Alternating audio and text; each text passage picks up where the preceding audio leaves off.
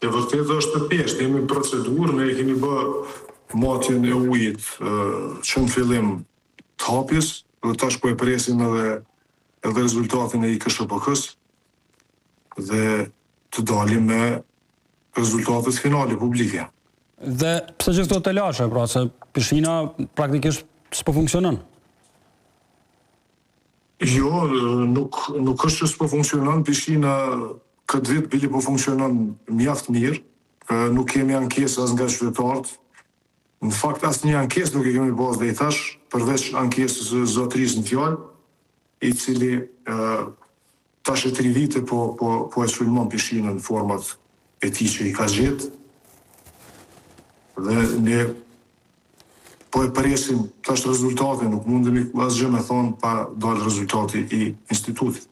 A ju është dhënë ndonjë afat se kur mund të dalë rezultati, pra? Po, ne jemi në kontakt me ta, faktikisht kemi edhe marrëveshje me IKSHPK-n tashmë, edhe do të shpallet, po besoj që gjatë ditëve në vijim, nesër, pas nesër, që dalim me rezultate finale. Dhe një situatë të tillë sa e dëmton pishinën, pra?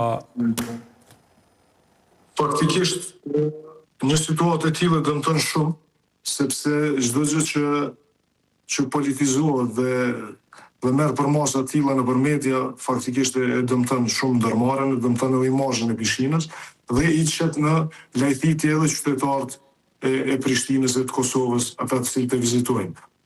Një fakt që po duam e përmend këtë vit është që numri vizitorëve është i dyfisht.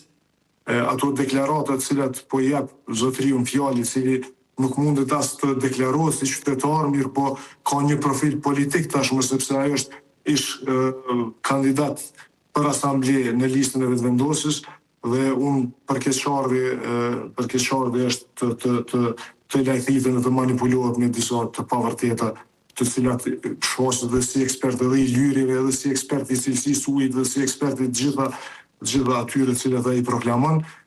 Ne nuk do kishim marrë hapa të hapim pishinën pas qenë gjithçka në rregull, sipas standardeve. Ne për atë arsye dhe kemi të punësuar mikrobiologën e cila i bën në baza ditore analizat dhe i çon raportet që ne i posedojmë, si për nga vlerat e pH-s së ujit, si për nga vlerat e sasisë klorit e substancave tjera.